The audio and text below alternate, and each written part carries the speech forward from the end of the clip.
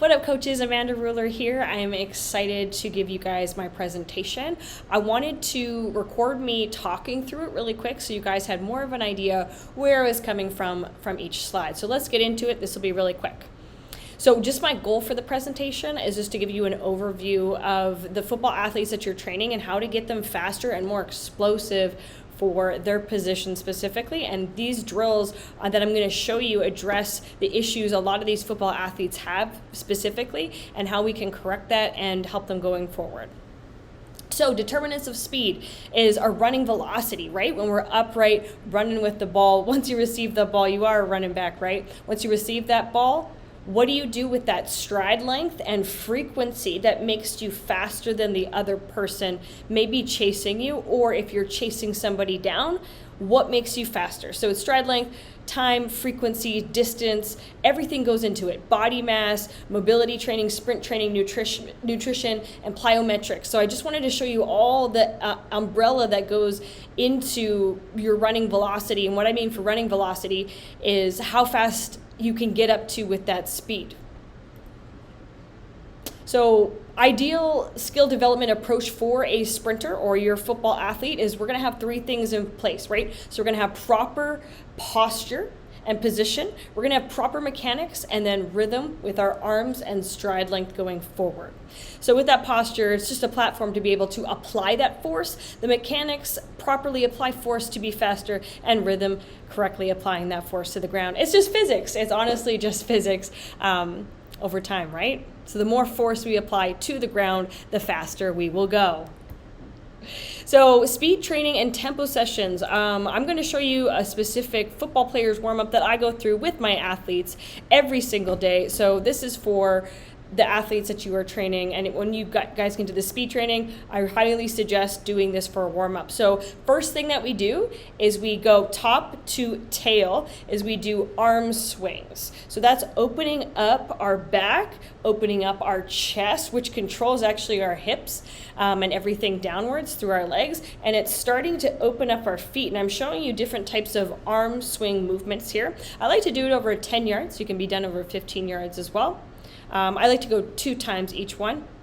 I'll do arm swings to the side just to open up our adductors, so everything in the middle there, get those ready, get those primed. It could be a slight jog back or a walk back break if you have a bigger football team.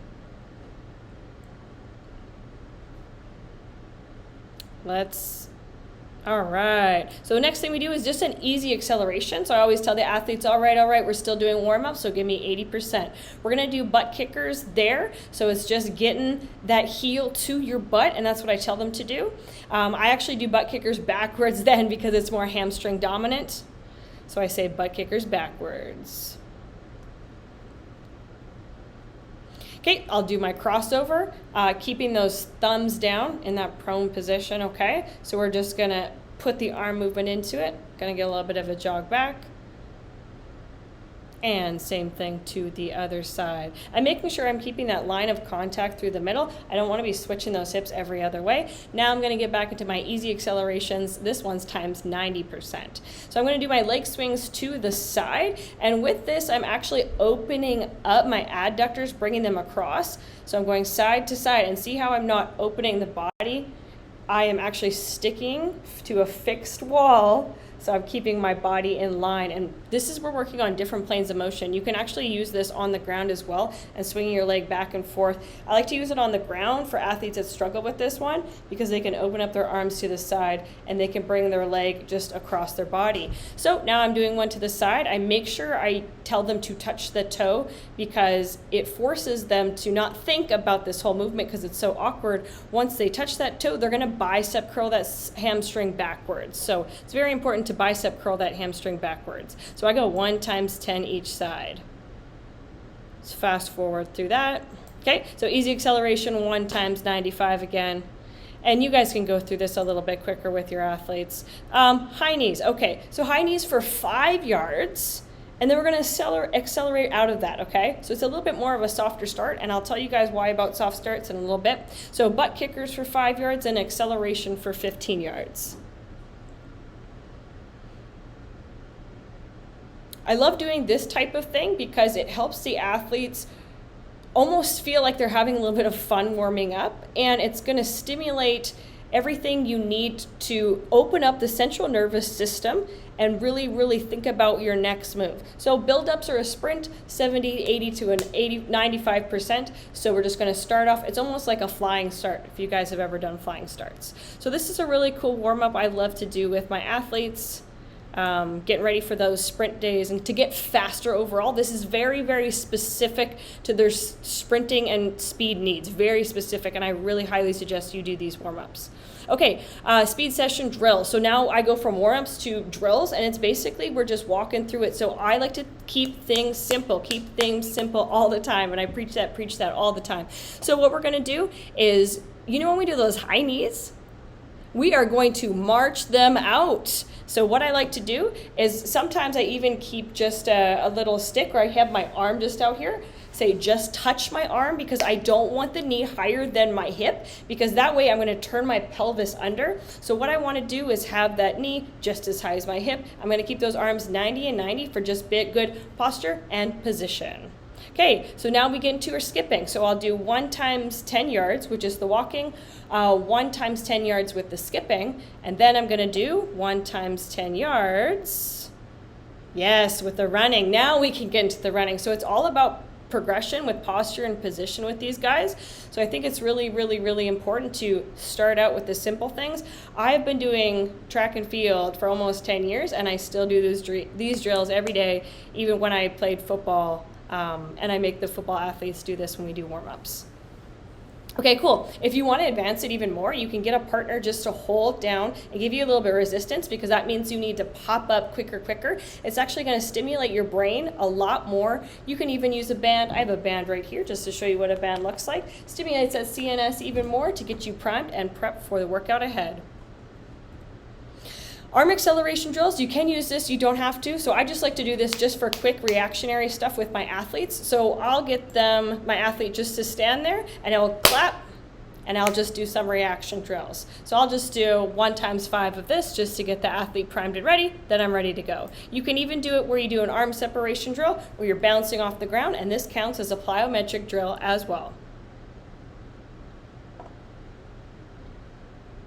You can do one with standing arm acceleration drills where you're just driving that arm, and it's just prepping your arms to be able to jump out in front of you. I feel like that's one big issue with football athletes, is because they like to do a lot of this and swinging in front of them. It's just reinforcing this. What I like to do to prove that to them as they sit on the ground and I say, put your legs out in front of you. I want you to swing your arms like this. I want you to swing your arms like this now. But you notice when you bring your arms in and you swing the arms forward, it's almost like you're pulling a rope. You actually get accelerated off the ground. And because when you bring your arms to the side, you gain momentum from the ground, you put inertia into the ground, and you get above the turf. So that's why I do that. Okay, sprinting mechanics, acceleration and maximal velocity. So I break the sprint down into 2 sections, 2 sections for the football athletes. So first I just do, because we're not all Usain Bolt, okay? I don't want to break it into 3 different sections for them like maybe a normal sprint would be. I just do acceleration and maximal velocity.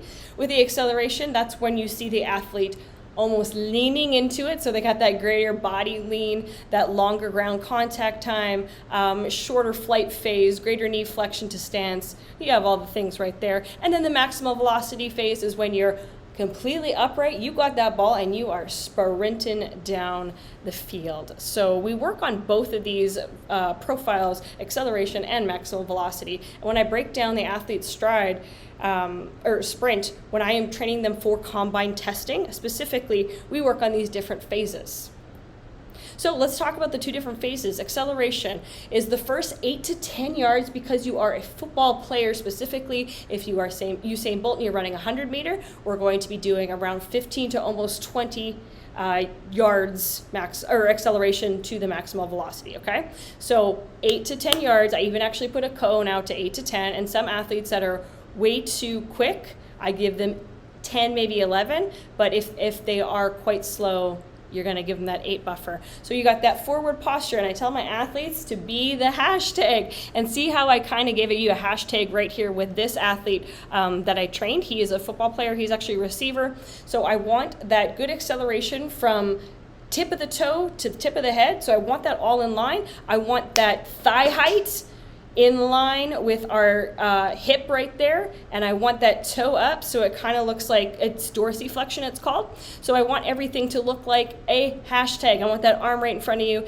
and I want the arm right behind you. So this is increase maximal velocity and stride length, decrease that ground contact time, and increase flight phase for that. So focus range of motion and apply that energy and force the entire time. The right rhythm is attached to the bigger range of motion. So we're just trying to get these guys as big as possible. So like when I tell them acceleration mechanics, be that hashtag, because it just relates with them, right? These are the things people are talking about right now. Vertical emphasis on that lean. So improve arm mechanics, early acceleration.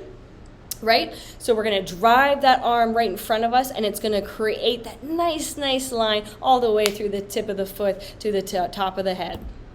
So pretty simple. Start in acceleration mechanics. Do this, don't do that. This is all I see is rounded body mechanics, and guys, bringing that leg out in front of them too far forward. So you hear, like sometimes when you hear people say, scoop the turf, absolutely not. We're going to push down and back. And the best athletes you see in the NFL came from track and field, where they have that background like DK Metcalf, 4.340 track and field background. So he pushes down and back. So there's a couple different starts you can use for your football athletes, and I like to use soft starts first when you are working with them, because they put so much volume into their training for football. We actually want to take away some of this actually helps prevent injury. So we're going to take away some of that volume by putting in some softer starts. So it's a smoother start from a higher set position, and it's movement added to the start. So less energy and tension required, less foot, ankle, and Achilles calf stress. So typical distance is 10 to 40 yards. So things like falling starts, walking in starts, and flying starts. So I got some cool examples of soft starts for you here. So I have my athlete here. So they're doing a staggered falling start. I will actually cue them to fall into it and go. Tall and fall, we're going to bring that leg up and we're going to fall right into it. A falling start, we're going to come up on our toes and we're going to fall into it. A backwards laying start, we're going to be laying on our back and we're going to turn around. This is really good for change of direction, and they're going to go forward. So seated start, staggered falling start, sleds. I'm going to talk about resistance in a second. Okay, so the next thing we're going to focus on is our hard starts. So they're explosive. So they're from that stationary position. They require a lot of energy, greater knee flexion at the start, greater foot and ankle and Achilles calf stress. So with this, we're going to label it, we're going to bring it down to around 10 to 20 yards instead of a little bit farther. So this is anything from block starts, push-up starts, 3-point starts, 4-point starts, and our med ball starts, which I'll show you. So what I like to do when I'm teaching someone a 3-point stance is hips, head, and hands. What we want to do, our hips, we want to elevate them. We want to have our head down, maybe a couple inches in front of us or even tucked under, and our hands are going to be on the line. Too many people are like this, all over the place. I do these 3 points check, and I make sure the athletes are on point. So like what I like to do is take my own personal step 1 foot away. That's where my first step is going to be. Second foot is 2 feet of my personal steps away, because this is based on your height. If you're a little taller, you can bump it back just like 1.5 and 2.5. Shoulder width apart with our hands. Shoulder width apart for our stance and our hands. Our hands are going to be on the ground. Even if you are doing a 3-point stance, you can put your hand in front of you just to get the motion. I'm going to bring my foot down. I'm going to tuck that head under just to get prepped and ready. I'm going to raise those hips so it's all a nice line from my tailbone to my head. See how my shin is dropped? That's exactly the angle I want, and my body is leaning over the line. This is going to give me the most amount of leverage to explode off of the line in a fast way that I am going to get a low heel drag. I'm going to keep that hand right by my hip, so low, heel action. I'm going to explode off that line and a low turning foot through. So this means no time is wasted. No time at all is wasted on my start. So those are the 3 things I look for a 3-point start. With this hard start, you can do a 4-point stance. So I'm elevating those hips, just doing a 4 points of contact, staggered stance. So 2 feet, just dropping that shin. Kneeling start I do with all of my athletes. This is one of my linemen that I'm doing a kneeling one, because you have to really curl your toe under for the kneeling start. And when you are curling the toe under, you're increasing foot flexibility, which makes you faster overall. When we increase our ankle flexibility, we are faster because our body can get in different ranges of motion and accelerate forward faster. Okay, so our push-up start. What I like about this is we have to keep from tail to tip to the top of our head, we have to keep our trunk activated the entire time. So you can do a push-up start. You can do a segmented push-up start. So I say put the knee up. So I go knee and then go to get the athlete to go. Sled pull start. This is amazing for a little bit of resistance. There's a few different ways you can do resistance, and we'll talk about that. Sled pull for sure. Please, please, please, if we're doing sled pull, only put on 15% of your personal body weight. Now, because we are not trying to move mountains at this point, we're literally trying to just utilize post-activation potentiation. So if we potentiate the muscle, we recruit more motor neurons to make the muscle go faster, quicker out of that. So if I was to plan that, I would do sled pulls first, 3 times 10 yards only. Then I would do 3 sprints at 10 yards without the sled pull. You will be faster, promise you that. Med ball throw to sprint, I'm loading those hips and I'm pushing off the chest. Med ball side throw, boom, and I am planting and changing direction, so it's force application to a change of direction. Okay, so like I was talking about post-activation potentiation, so it helps the nervous system recruit more motor neurons in those fibers to make you be faster overall, and we'll talk about why that's important. So for this specific movement, I am resisting, my partner is resisting me as I am sprinting. So he's giving me 10% sprint, and then I am sprinting out of it. So what I like to do with that one as well, he is resisting against me in the second one here. And this is really, really good for that get off. So he is holding me back, and you can even load the hips by just holding someone's shoulders or hips back and letting them go, but they have to push off against you to get to where they want to go. So see, I'm loading, dropping that shin, and I have to get off out of his resistance. So it's super important that I am doing that to increase my speed, get off explosiveness. So every time I have an athlete that's slow, I do that specific movement with them. Promise you'll get the results quicker than you think. Maximal velocity. So this is the second part of our sprint that we're talking about. We talked about the drive phase. This is the second part of that hashtag, right? We are going to be nice and upward at this point. We are going to get that knee, thigh high, back down. We're pushing back down. So we're basically doing high knees as we're going. We're not grabbing and pulling. We're going to do those high knees. So that greater hip height, shorter ground contact time. Focuses with hamstring on this part. So we don't want the athlete to be doing longer stuff if they have hamstring issues. So please, if they do have hamstring issues, stick to 10 yards. Okay, be that hashtag vertical emphasis. Why train maximal velocity? I always get asked this question. Why are we needing to train like this if we are football players, right? Look at all these stats, and especially in the NFL, at team meetings, like we would showcase the speed of each athlete, which is like really cool because with their jerseys, they had a little like speed thing in their jersey so they could see like how fast they were every single day, let alone in games. So I'm going to pick on DK Metcalf right here, 21.66 miles per hour. So you can see whether you're chasing somebody or getting chased, you are hitting that upright phase where you're doing maximal velocity, where you really need to do up, down to chase down that person.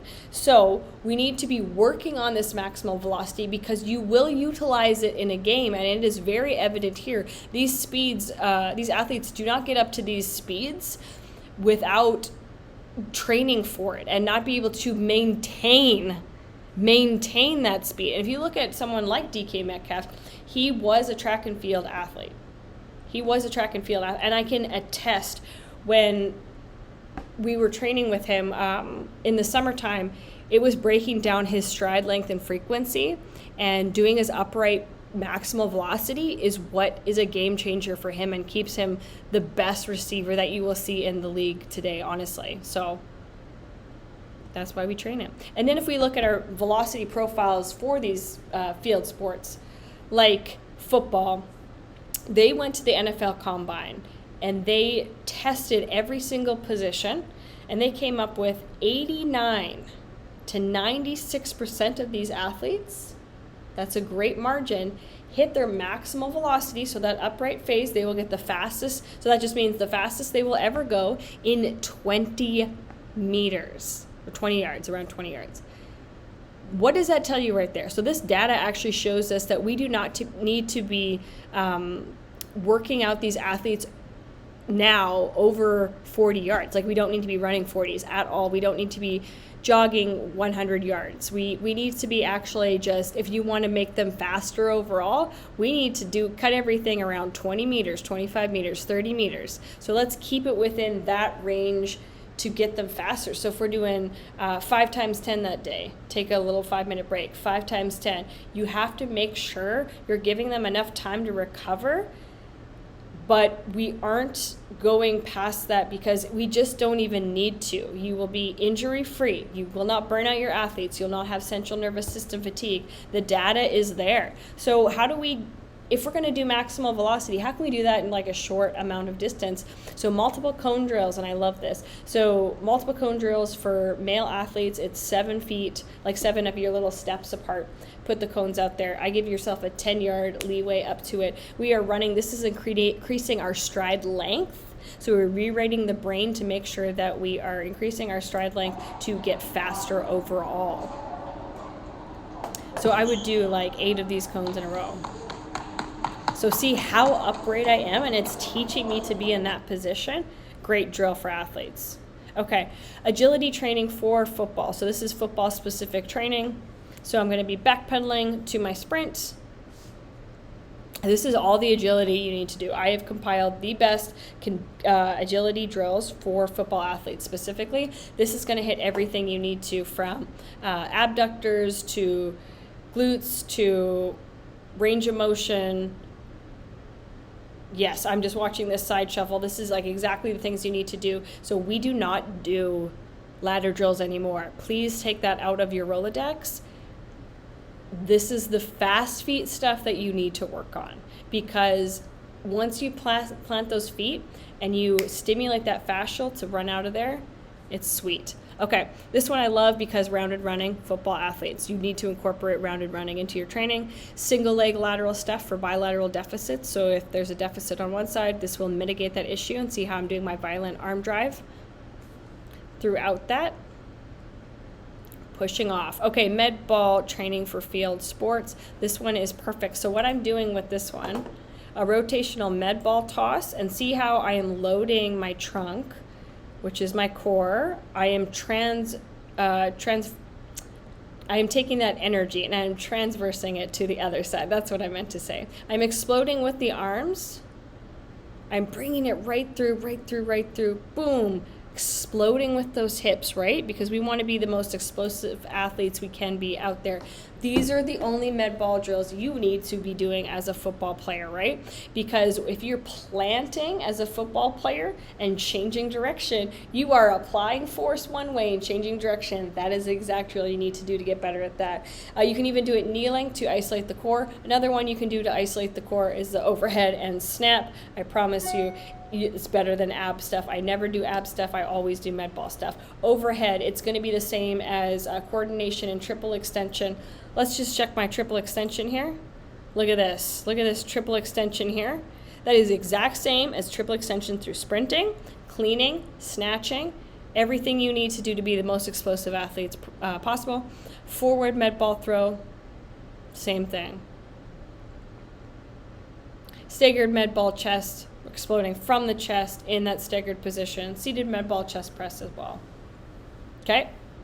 Everything to isolate that trunk. This is all the ab work that you need. Hop to med ball. So this is going to get that coordination. So we're incorporating our 3 hops in a row, our 3 broad jumps in a row, but to a sprint out of it. Okay, how to increase our speed? I did lots of talking, like how do we do this? You can't just keep sprinting at the same speed you've always been sprinting, right? Because your brain's like, okay, I'm just gonna write down the last thing I did. I'm just gonna keep that. You actually need to increase the range of motion at which your body produces force. And this is just a lot of words I'm saying. Just increase your range of motion. How do we do that? And it's when we look at stretching, and I always ask football athletes there, what do you think stretching is? They're like, oh, I'm making the muscle longer. Not at all. You're actually just rewriting your brain and telling it to get deeper in a position and not tell your brain to give up. That's what it is. You are not increasing the length of anything. So how do we do that? We'll do that through flying sprints, so 20 to 30 meters. So it's a little lead up and increasing that hip flexors and extensors to a way you're challenging them to turn on and turn off, turn on, turn off, turn on and turn off. The more you do that, you actually increase their range of motion. So you do this doing in and outs. So you do sprint, float, sprint, float. So this is exactly what it looks like. Controlled sprint, maintain, build, and acquisition. Okay, I'll show you what a flying sprint looks like. I am building up, and fast, on. And see when I am using those hands, in and out. So sprint, float, float. When I use those hands, I say I want them to be holding potato chips because I'm not crushing my chip because it adds more tension in your shoulders. I'm keeping it nice and loose, and I am eating my chip, and the dip is going to be in the back. That keeps your athletes at arms the 90, 90, and 110% of the time, and they will not deviate from that. Here is an example of what volume looks like for sprints, so please take a screenshot of this one, and you can see what the volume for each different position looks like. So as you see, it varies week 1 to 4, and you want to be increasing the volume. So after 4 weeks, I do 4 weeks of lead up volume, and then the 5th week is a deload week. So I dump it right back down, and you start all over again. Dump it right back down because it's so important. Here's another volume spectrum of sports and their position. So not all sprints are created equal. Like we said, the lower we keep it and keep those football athletes low, and this is why it's super important to be doing 10s and 15s and 20s, because it doesn't tax your central nervous system, and they'll be fresh to get some performance out of them, because you want to put a lot more work on the football field, right? For field work, we want to get them faster, so the lower you go with the sprints distance, the more they'll be fresh and successful and feel empowered. So here are some fun speed stuff that you can incorporate in the training for these athletes. I just put linemen in here just really quick, and I love to do this one. So it's just, I do a lot of rounded running with these guys too. Just as you see, literally 5 yards. I don't get them out of there so much. Just a lot of I do very, very tiny explosive movements with the linemen as well. So I'm exploding right through and taking off, right? Exploding right through and taking off. These are my favorite drills to utilize for them. I'm doing fast feet with these guys, and I don't have to be utilizing any ladders or anything else, and it's breaking down too. So I'm utilizing those muscles, especially with the over and back. It's going to stimulate that central nervous system. Defensive linemen, I just put some more the same drills in here just so you could see again what they look like, because you would use the same drills. I like this one because I kind of went around the cone on that one. This one is my favorite because I do 1-step plant and back. I've even done this for my running backs because it challenges them to really, really think and move and explode as soon as their foot hits the ground, because when they are receiving that ball, they're going to explode right out of it. Okay, so this is one of my linemen here. I was just getting him to get on the ground a little bit more because we wanted to increase his shin angle right here. With that shin, we wanted it to drop because he was having a problem with flexibility of the ankle, and it was causing him to be a little bit slower. So we were increasing his ankle flexibility by doing a little bit of kneeling, loading, and going. And you see he eats up those first strides, eats them up. And that is what we are looking to. Okay, for this guy, because he had a problem with his start initially, we do a lot of closed chain exercises with him. So I actually broke down his 10, 20, and 30, even though he's alone. I just wanted to see where he was lacking. And it was his start. So it's get off. So we actually did tons of closed chain exercises, and this is an example of a closed chain exercises, is those 3 broad jumps in a row. Okay, so speed drills for running backs, linemen.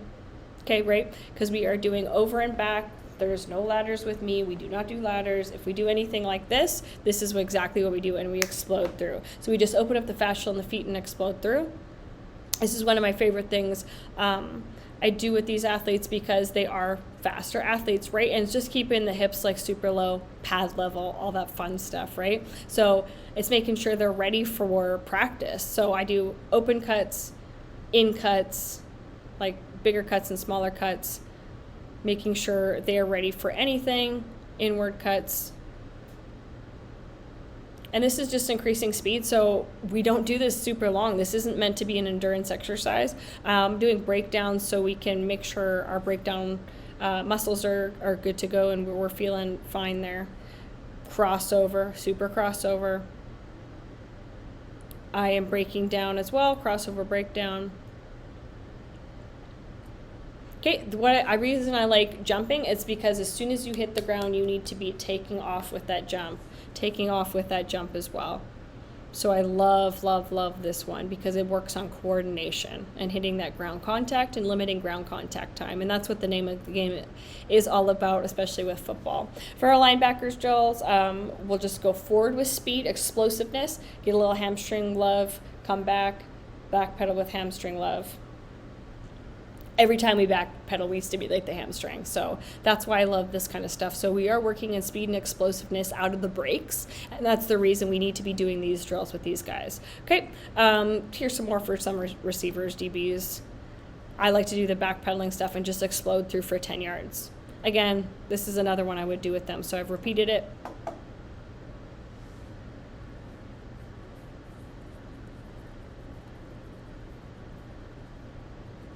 This one I am flipping the hips, and I, as the coach, like I would stand in front of them and I would go left, right, just so they can get some sort of direction with that and just keeping the hips low, pad level. Okay, I'm putting force into the ground one direction and I'm switching those hips and exploding with triple extension. Again, a good agility one where I am changing direction.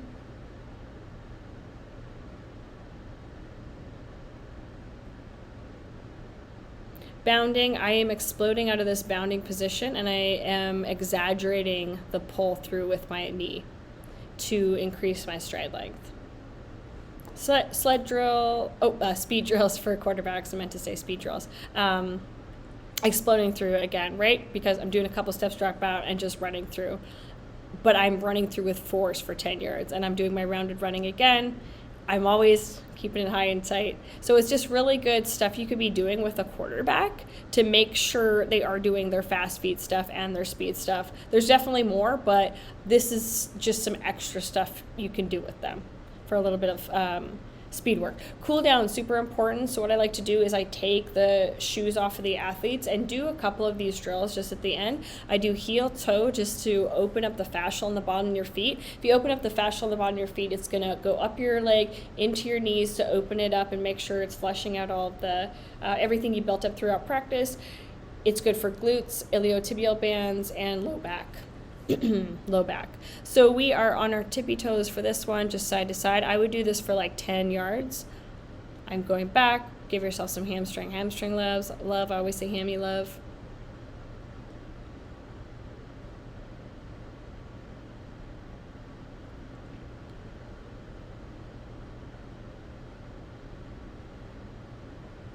Okay, this is one of my athletes right here. He is doing pogos. We like to call these pogos. He is just increasing his vertical velocity.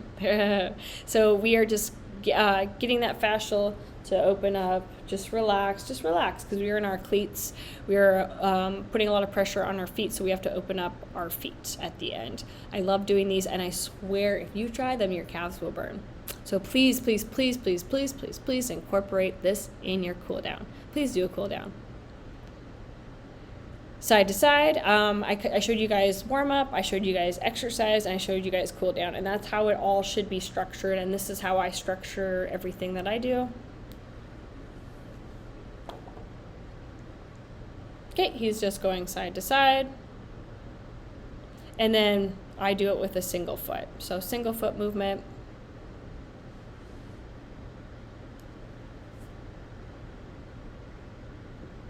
And we try it again, single foot on the way back.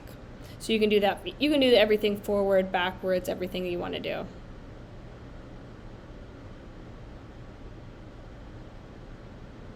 Okay, great.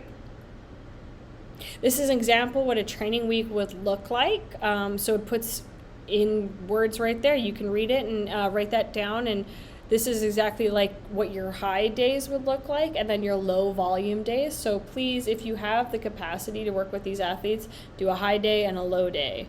Do not have high day, high day, high day back to back. They will never survive and you'll cause a lot of injury.